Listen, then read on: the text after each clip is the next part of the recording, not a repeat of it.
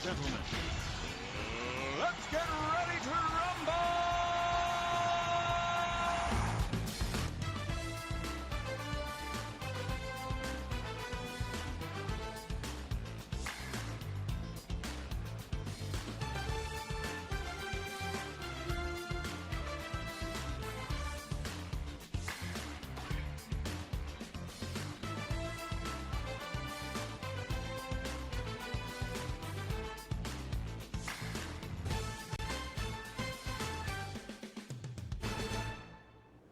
Hello, and welcome to this edition of Political Smackdown.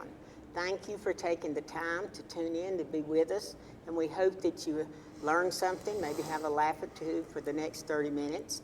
And today we have our usual crowd. To my right is Mike Philbett, former Mayor Shelby. To my left is Andy Dedman, former Majority Whip at the NC House. To my little left, I guess, is Wes Westmoreland, former state senator.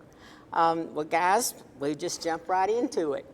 With the July 4th festivities around the corner in a few days, and the news mentioning the rights that we Americans are guaranteed in our U.S. Constitution, let's take a few minutes and review our first 10 amendments called the Bill of Rights.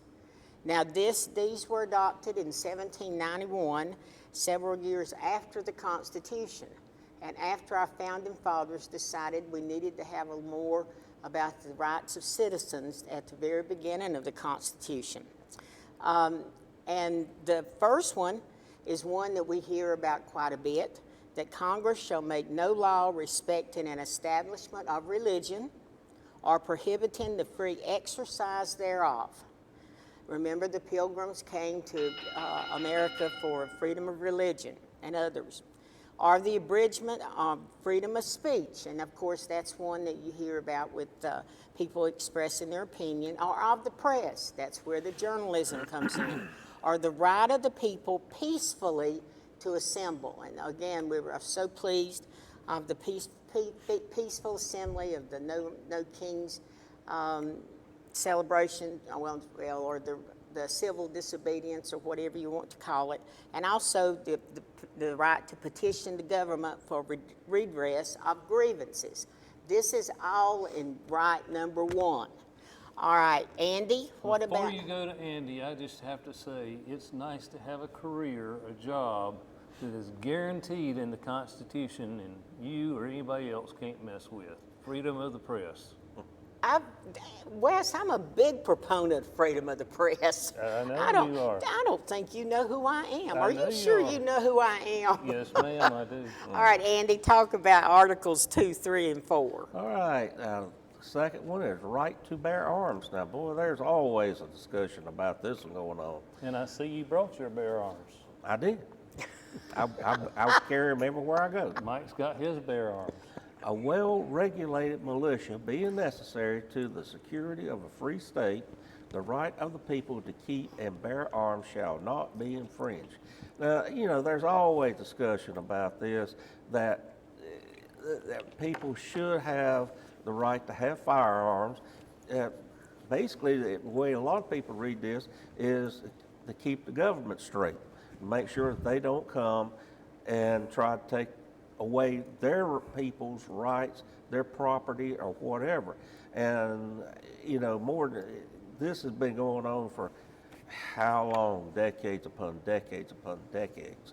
And, you know, but then you have people that feel like they're just scared to death of guns, folks. And they don't understand how weapons should be. There's always the part about, you know, assault weapons and this thing. And to be honest, if you've ever gone to a gun show, basically what they classify as assault weapons are usually just a plain old .22 rifle I used to go with my daddy shoot rats at the barn with that been dressed up and make them look evil. This is going to be an ongoing fight that never will end because of what goes on. A lot of these mass shootings we've seen at all these schools, and a lot of these are bought legally.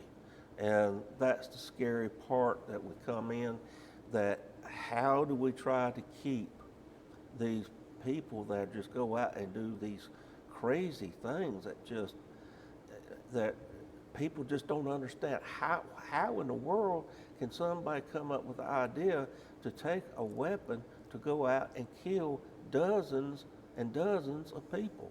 It just doesn't make sense to us.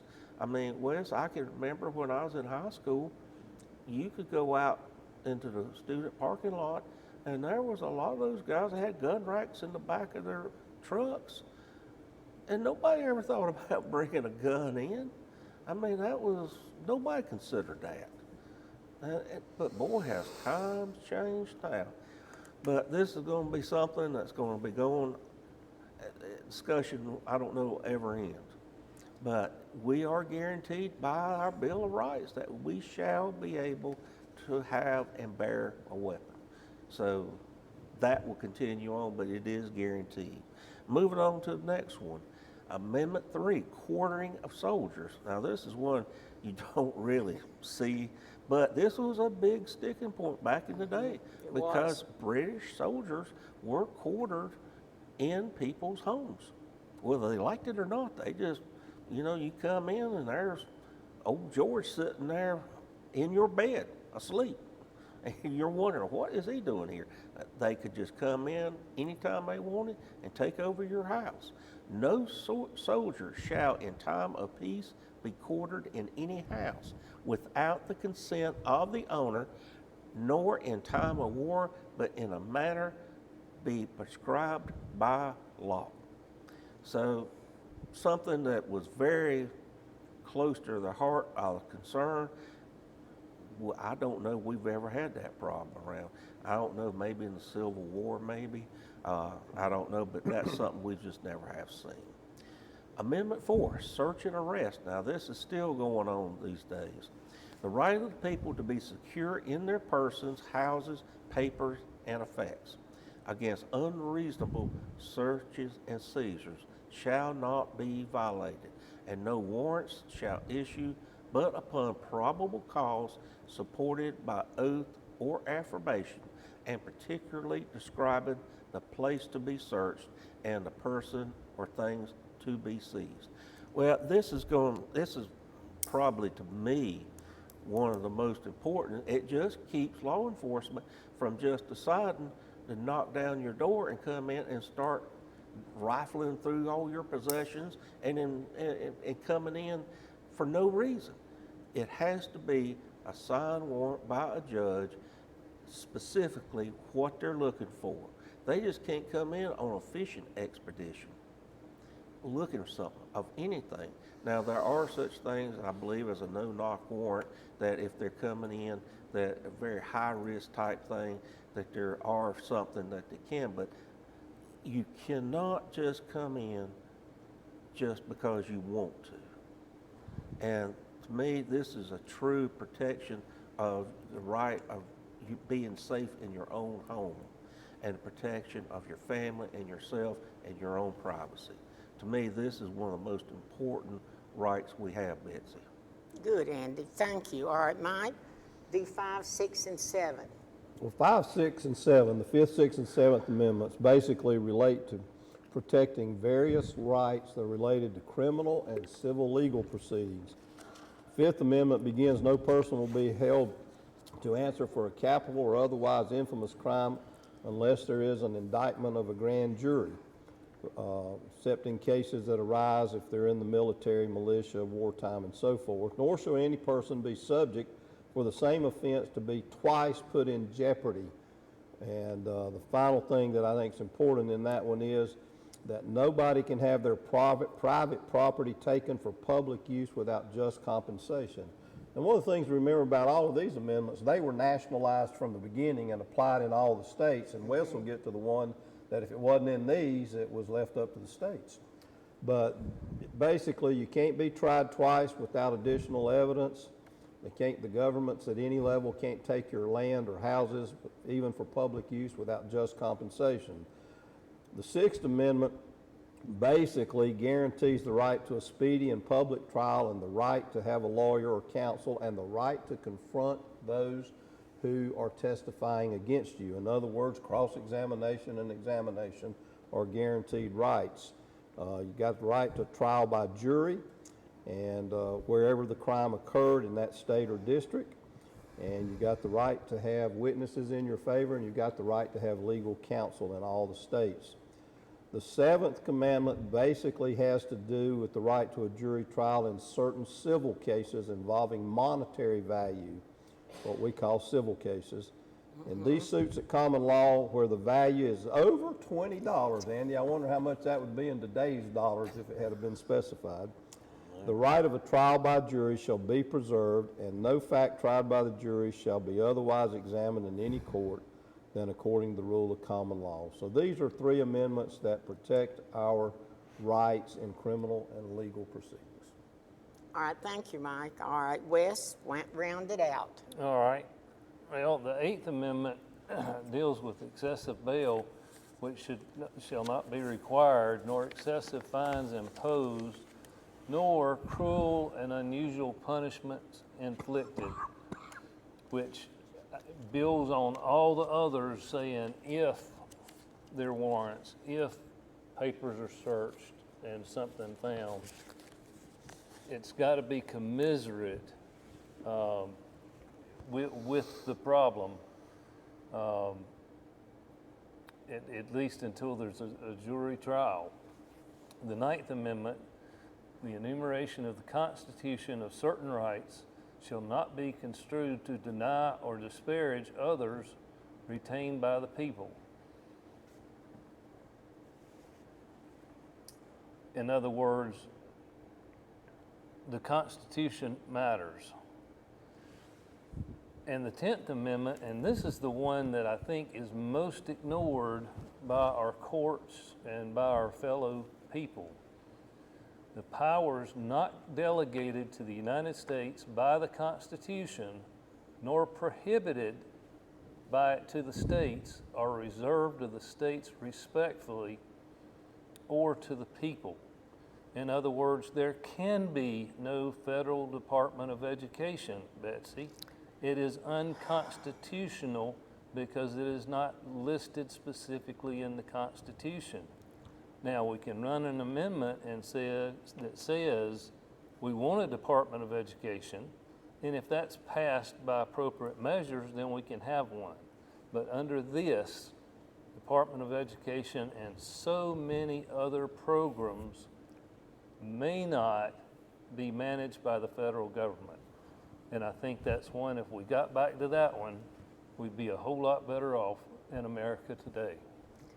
And these are the first 10 amendments that the Founding Fathers came forth with in 1791. That's a long time ago, and there have been other things that have been done since. There's really 27 amendments to the Bill of Rights, and if President Biden had the archivist publish the Equal Rights Amendment, there would have been 28.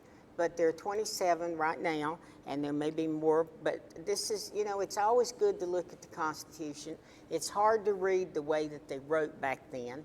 As an English teacher, I just want to rearrange the way they did their sentences, but that's because I live in this day and time, and they wrote back a long time ago. And Betsy, while we're on this, we have the Bill of Rights because a number of states felt like these needed to be enumerated, while other states felt like it would cause a problem. And so the Bill of Rights was sort of a compromise to get the Constitution passed. And therefore, before then, that we were under the Articles of Confederation, and the individual states just sort of acted on their own, and it didn't work. So that's why the Founding Fathers came in and wrote the Constitution and now the Bill of Rights. Well, I hope you've learned something about our Constitution and the Bill of Rights. And at this time, we'll just take a break and come back and see the rest of Political Smackdown.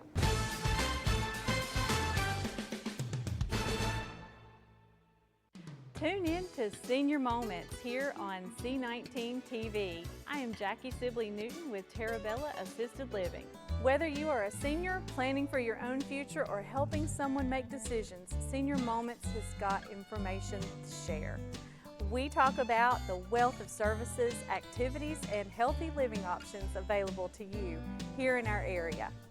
That's Senior Moments on C19 and also on C19.tv.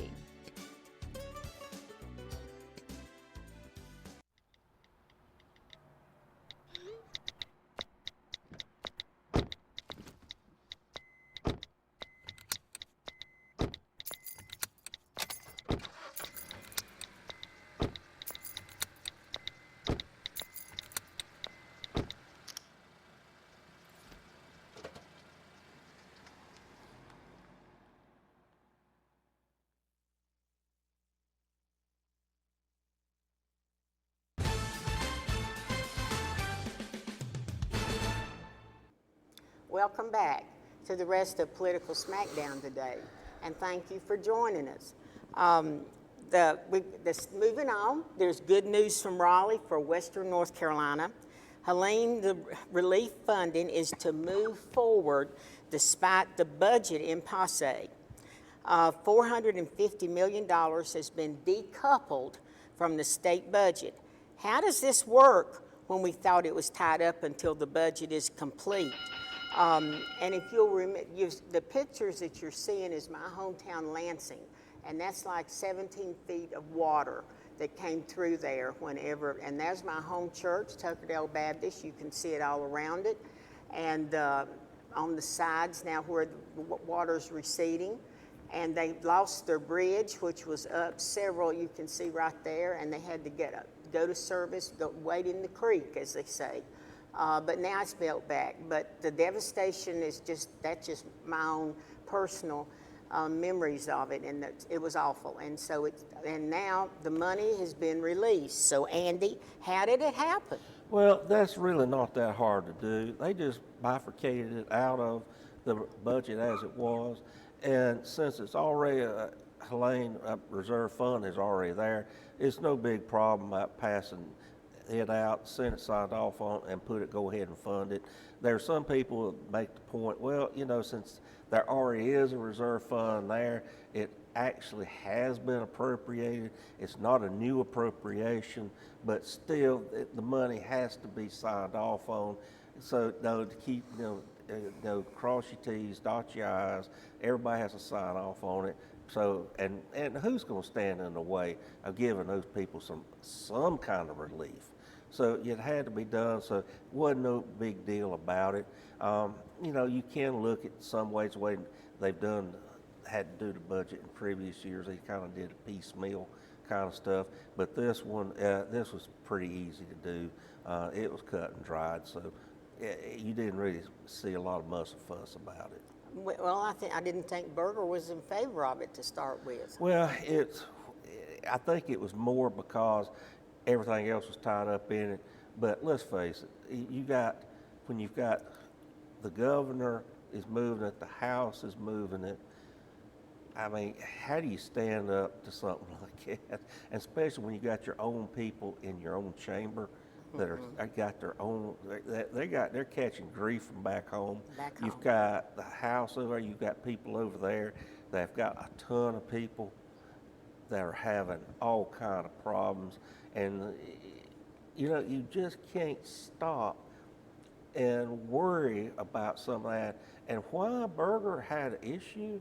I mean, how do you have a problem when you've got people of your own state that are sitting there with nowhere, they don't have a place to hang their hat?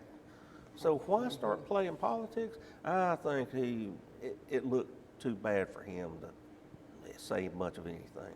All right, Wes? Well, I think it shows the compassion and understanding of the General Assembly. Berger obviously,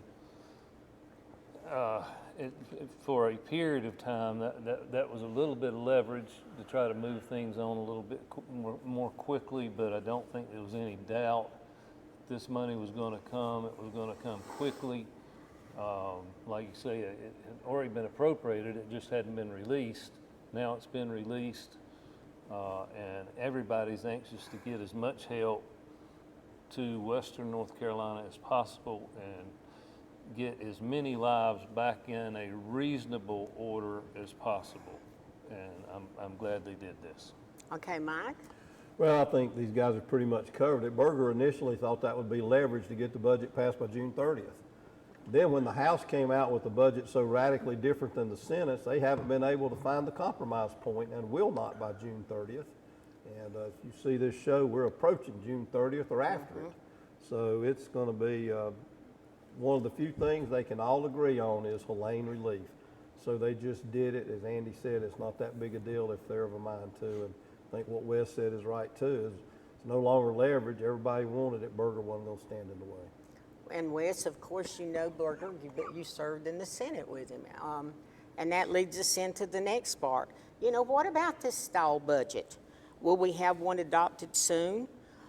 Wes, you've been a state senator, know how budgets get through the General Assembly. Start with your prediction for when the budget will be adopted.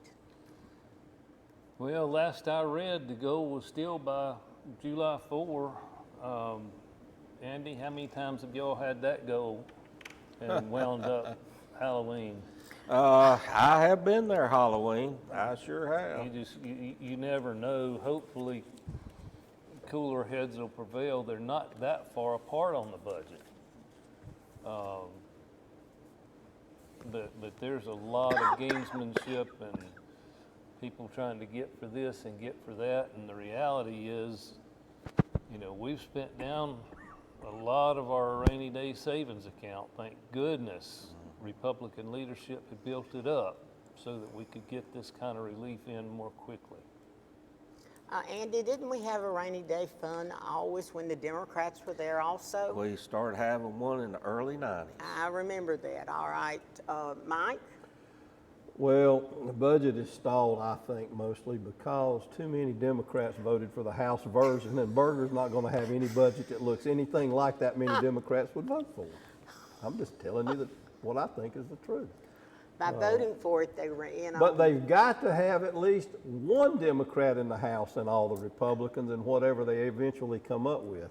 I think what you're likely to see is what you've seen in other years. One, you could see mini budgets where they vote to go ahead and give the teachers and state employees the pay raise, but don't adopt the whole budget. We saw that one year recently. did. But I would say if I had to predict a date, Betsy, I'd say you may get a budget sometime in July or August, but I wouldn't bet the boat on it. All right, Andy, you've been there. Yeah. Oh. And you were there that time till Halloween. Yep, I have been there, but you just don't make bets on this kind of thing. I mean, you never know. You just don't. I mean, you don't know what kind of mood somebody's in. You don't know who's got ticked off at who. You don't know what pet project is in there that somebody is threatening to hold hostage. You don't know. And you always, there's going to be a room somewhere over in the LOB that you'll go by and you'll see a stack of pizza boxes stacked up to your waist, and that's where the sausage is made. That's where the conferees are at that really make the decision.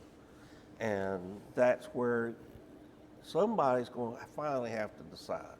And then there'll be some issues that'll get kicked up to the Speaker and to the Pro Tem in the Senate. And that's when we'll have a budget. And it doesn't take but that one Democrat in the House to hold out Talk for about whatever they want. Well, and maybe we will have a budget by July 4th, and we'll see. Don't bet on it. Don't bet. I'm not betting on it. Not going up to the casino and betting on it. All right. Well, this leads us now to our lightning round. All right, Andy, you start. Well, talking about betting, it released this week that the Two Kings Casino will be fully open by 2027 in the spring. It's going to be a $1 billion project when it's all said and done. It's the biggest building project between New York and Florida right now. Wow. It'll have 385 rooms. It'll be 24 stories. Is that not amazing? There will be one main single story that will be open in March of 2026 that will have that part of the casino open. So all I can say is get your money together and get ready, because it's going to be something to behold when it finally gets fully open. And as I drive up and down that road, it seems like they've added more to it every time I go by. Yep. All right, Mike, what's yours? Well, we're approaching July the 4th, when the Declaration of Independence was signed in 1776. Of the 56 men who signed it, the great majority, maybe all, but the great majority identified as Christians, and all but one were Protestants. 4 were either present or former ministers, and a number of the signers had fathers who were ministers. Half of them or so had studied divinity at various universities. Their denominational breakdown runs pretty much like this. You'll see a little disagreement, but it's pretty much like this. 32, or over half, were Episcopalians, or what we'd call in England Anglicans, the old state church of England. 13 were Congregationalists, 12 were Presbyterians, 2 Quakers, 2 Unitarians, and a Roman Catholic. It should be noted that while there are difficulties in pinning down people's religious beliefs back then, just like now, a person might have been in a denomination and even supported it with their money. For example, Benjamin Franklin of Pennsylvania and Thomas Jefferson were both members of the Episcopal Church, but they also identified as deists, which is antithesis to Christian doctrine. John Adams and Robert Payne of Massachusetts were Congregationalists. The question of who were ministers is up to some debate, but one for sure, John Witherspoon of New Jersey, and from originally a native of Scotland, and he was president of the College of New Jersey, which became Princeton. So there was a tremendous Christian influence in those that did the Declaration, regardless of what you're taught today. All right, thank you, Mike. All right, Wes, what's burning in your soul? Well, to follow the theme, I'll just leave you with the following words from John Adams. I am apt to believe that it will be celebrated by succeeding generations as the great anniversary festival. It ought to be commemorated as the day of deliverance by solemn acts of devotion to God Almighty. Let's remember that this is the only nation in which we recognize the freedoms we enjoy are granted by the Creator, not from a monarch. So happy No King Day to all. And that concludes our... Since we got a minute, let me add one thing just to notice about what I read. Oh, okay. You had Episcopalians, Presbyterians, Congregationalists primarily. Episcopalians believed in a king. Presbyterians believed in no king, and Congregationalists not only believed in no king, they believed in the autonomy of the local church. And if you understand the degree to which their own church government impacted them, you can kind of see how America's 3 branches of government reflect those 3 things. The president represents the closest thing to a king. The Senate originally was elected by the legislatures of the states, more like Presbyterians would do, and the House was always elected directly by the people like the Congregationalists, and in the South the Baptists would do. They had to compromise. Well, Mike, thank you for the history lesson. And with that, we'll end this show. We hope you've enjoyed it. We hope that you'll come back and be with us for Political Smackdown for next week. America, sweet America. You know, God done shed his grace on thee. He crowned thy good. Yes, he did. Heavy brotherhood from sea to